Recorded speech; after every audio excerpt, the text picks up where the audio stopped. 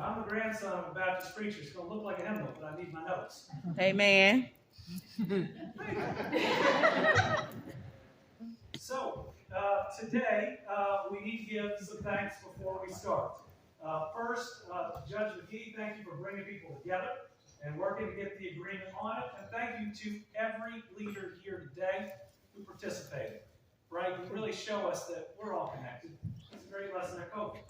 And especially within the county, we are all connected. And when one town, one area does better, we truly all do better. We also got to thank the Pennyroyal Area Development District, Jason Vincent, and Kyle Cunningham for their great work in putting this together. All right. All right. So, let's get to it. All of today's awards, and this is leadership, are just about evenly split at about $187,000.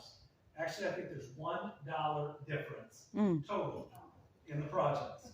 First, and we'd ask if this is your project, come on up when we're talking about it, because we have a giant check for you, and I'm told there's some giant thanks represented here today. Oh, wow. So first, we have an award for the Central City Municipal Water and Sewer System. It'll use its award towards a $1 million project to make improvements system-wide. Come on up, gentlemen. Woo! Yeah. Let's see if I get it right. So, among the other work, this project will include rehabilitation and painting of one of the city's oldest water storage tanks.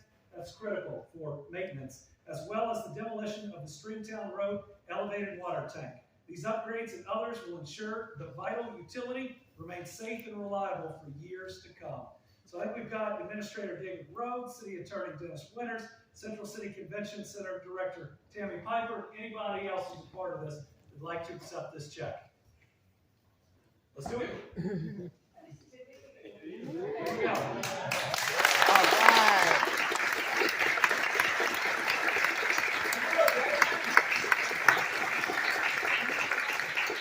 Tell us a little about the project. We got a lot of projects that this could go for. We're starting to do right now. Yes, we have two tanks actually in repair, needing repair in Super City and the reservoir. This will go a long way.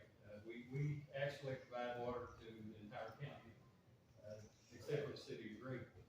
But we provide the districts 1 and 3 as well. So this will go a long way for that. Stringtown has been sitting there vacant for a long time, and this is really neat. And thank you so much. Let's thank them for their work.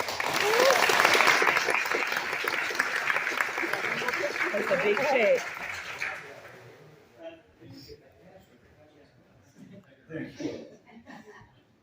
We already have competition. Next up, we have an award for the City of Drinksboro. The city will use its award towards a $1 million project for improving the full system. Among other provisions, the project will include the rehabilitation of the existing water tank, including the replacement of all valves and pipings. You'll have no idea I knew this much about water and sewer. Including the replacement of all and the installation of a mixing system to improve water turnover. Master meters and old water mains will be replaced, and the city will improve water monitoring, which results in less water loss and fairer bills for everyone. This work is intended to greatly improve water quality and the disinfection process. So I think we've got our city clerk and others joining us to accept this check. We got the mayor. I didn't see it. Mayor, thank you. All right.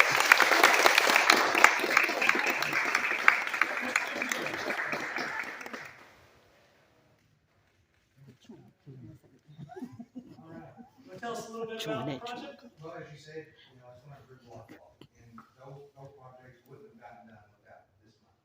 So we're going to hopefully turn this $187,000 into over $1 million and get all those projects done on time. Amen. Thank you.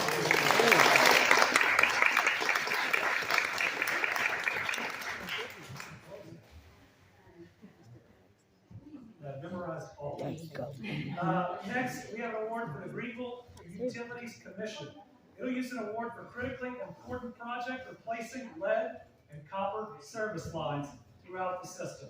The commission leaders are being proactive with this project, stand out ahead of regulations that could force such work at a time when funding might not be available. So I know we got a bunch of great people. It's really see Mayor Yance and everybody else, if you could please accept this check. Come on in. Introduce everybody. Okay, Steve Robinson, one of our utilities. Mike. Steve. Steve. I thought I was the only one. Mike Vincent, Steve Robinson, our utilities commissioners, two of them, and our superintendent, Gary Grass.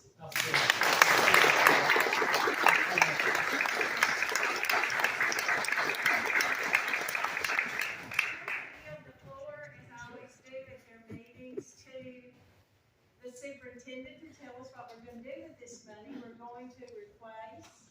Well, basically, the EPA has hit us with no fund mandates, and we have a lot of lead in the city of Greenville. Or not all, we got quite a bit, so we started replacing some of that. Several dollars to replace that service. That's good. All right.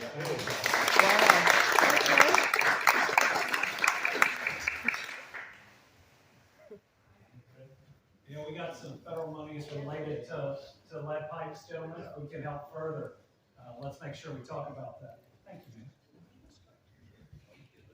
Next, we have an award for Muhlenberg County Water District number 1. It'll use its award to fund the rehabilitation of the Lake Malone water storage tank. The tank will be recoated and repainted inside and out with new valves installed. Superintendent, good to Jeremy Brumfield. Well, nice to see you. And thank you all for coming to accept this check.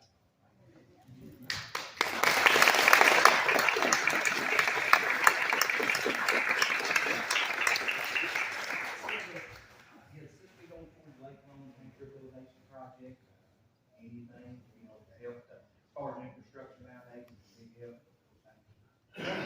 Thank you.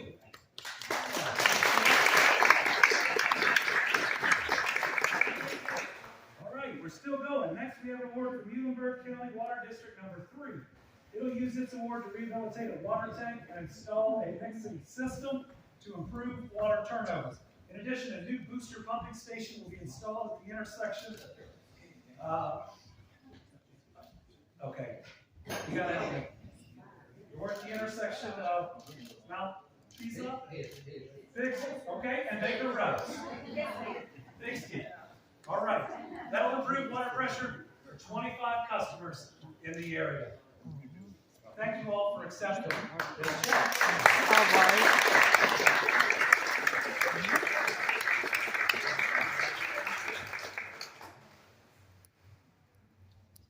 All right, tell us about the project, if you will. These are. Muhlenberg County coming down, presenting this check, but, like he said, it's gonna improve the interior of one of our water tanks, provide a new booster station for an area that has problems with, lower pressure. And, most of all, since it's grant money, keeps costs down. There you go.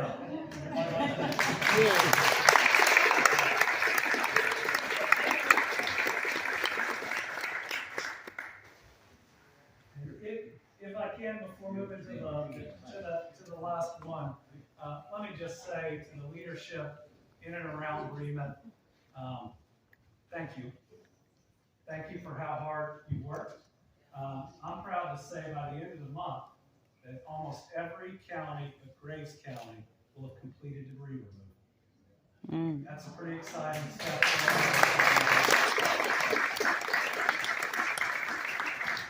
And the federal government just provided us with additional HUD grants of $74 million. And we're going to be able to.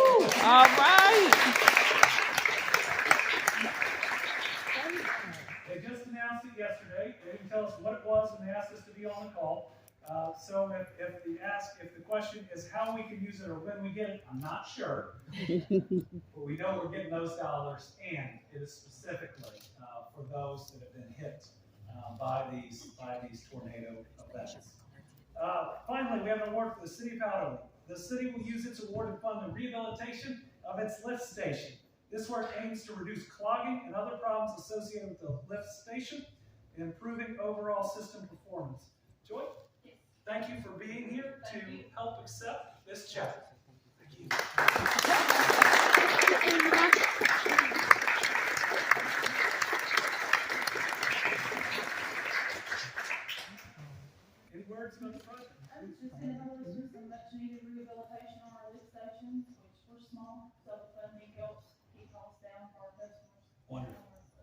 Thank you. I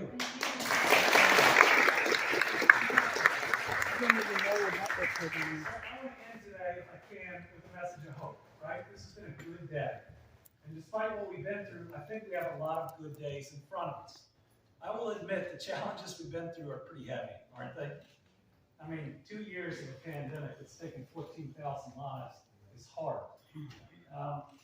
These weather events. You know, my Uncle Eddie married my Aunt Mary Ann, is from right outside Greenville. Kevin's his brother. Everybody knows Kevin if they don't remember Eddie.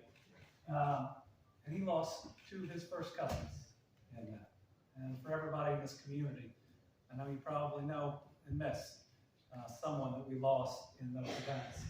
And I know those challenges of the present are heavy, but I'm here to tell you we have really bright days in our future. I feel like we are walking from one historic moment, which is dark and difficult, into one that is bright and optimistic.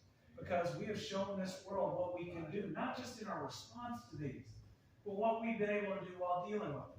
You know, last year, in the midst of a pandemic, we broke every economic development record in the books here in Kentucky.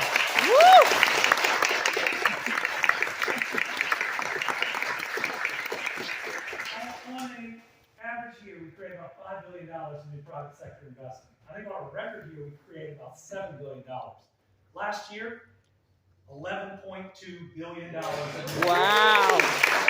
Wow. And that investment comes with jobs. On a given year, 7,000 is great, 9,000 is wonderful. Last year, 18,000 new Kentucky jobs, second highest wage we've ever announced.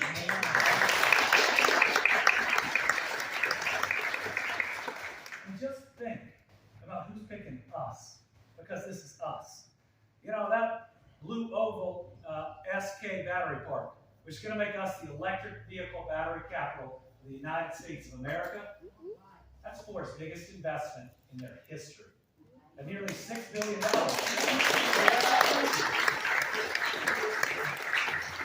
This last year, we actually operationalized Amazon's biggest investment in their history in our northern Kentucky, Cincinnati airport. But you look down at Todd County, right? Todd County just had Novelis build their first new aluminum facility since 1982, and they have already agreed to double it, making that their largest spend in their history. Go up to Henderson. You know, we just announced they're the biggest Western Kentucky project in 25 years. We are going to beat that this year. But at $500 million, that's going to be the world's cleanest, greenest recycled paper mill. It's going to save 10,000 trees every moment. It is in every hour it's in operation. That is the biggest investment in their history, bigger than the one they built in New York City. So all around.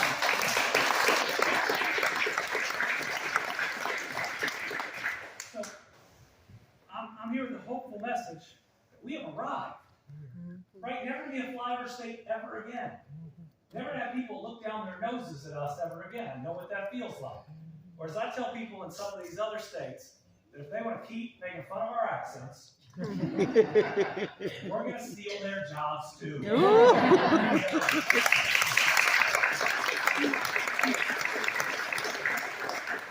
haven't stopped.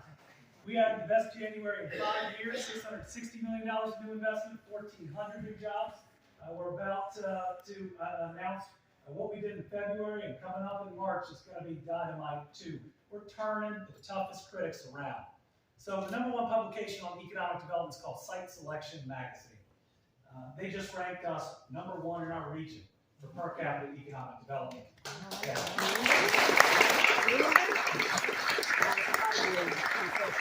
They ranked us #3 in the country. So there's a tougher critic. Judge, you appreciate this. One of the toughest critics. State government, local government, it makes it harder for all these groups that are doing great work to do good work, are these things called bond rating agencies. For the last 15 years, since January 2007, they've called and rated our economy as poor or stable. But 3 weeks ago, for the first time in 15 years, S&P upgraded Kentucky's economic outlook to positive.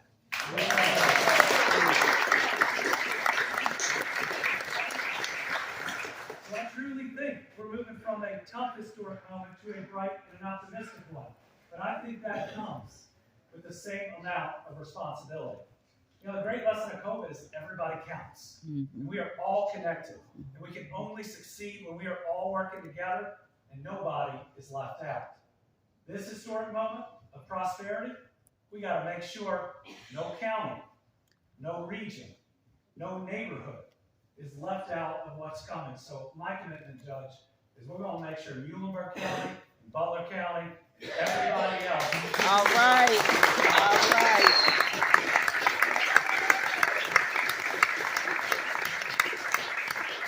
Behind the scenes, I'm having tough conversations with those we need to have tough conversations to make sure you have the infrastructure you need right here to get that next big one. Because think about it, we're going to build the biggest battery factory in the history of mankind, and that's not going to be the only one we locate in Kentucky.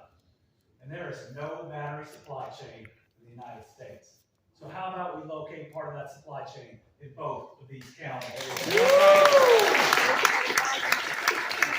that part of the broadband initiative?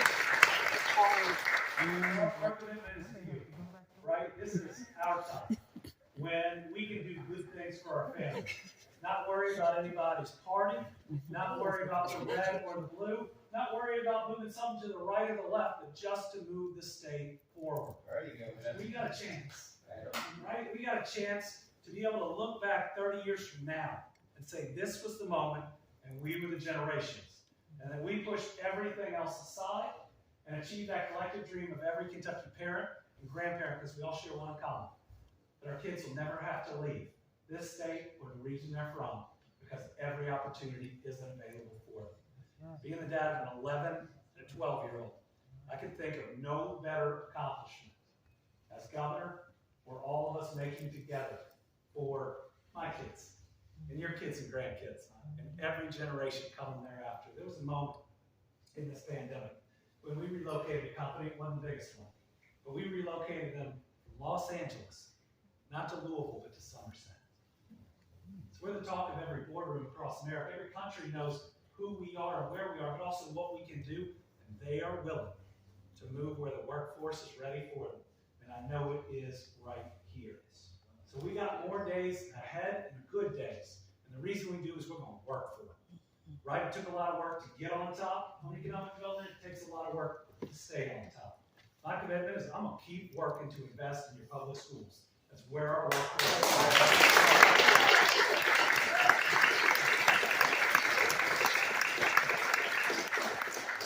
If you give me just a moment, because I'm pushing something really hard in Frankfurt that I think is really important. With just 9% of the extra recurring funds that we have at our disposal, we can have universal pre-K for every 4-year-old. All right. All right. Yeah, that's amazing. What does that mean? It means two critical things. Number one, every child in this state would be kindergarten ready. Wow. And second, it's the single fastest thing we can do to get people back in the workforce. Washington, D.C. did this. They added 10% to their workforce in 1 year. It's the right thing to do. It's the smart thing to do. But you know what else we're trying to get through? That $250 million site development fund where we can work with your counties. You know, Glendale didn't happen overnight. We invested as a state in it for 20 years. We ought to be investing in your sites too. Let's make sure you got the water, the gas, the access roads. Let's make sure you're not just shovel ready, but you're build ready. Let's make sure you have your opportunity to have your Glendale right here. Let's continue to invest in your regional airports because they are the gateway. Rocky and I were sitting at Mount Sterling once looking at this beautiful jet. And I say that with envy because we're flying the oldest King Air in operation. The serial number, I think, is 3. But as we're looking at it, we're so jealous we put in the tail number. It was the CEO of Nestle because we make Hot Pockets in Mount Sterling. For a CEO to be able to fly into our regional airports and to be at one of their facilities in 20 or 30 minutes is the difference between landing one of these. So we've got $50 million in our budget for our regional airports because it's what you deserve and what you need. And finally, this might be the best news of the day. In all 3 versions of the budget, there's another round of the Cleaner Water Program, and and I think it'll be bigger.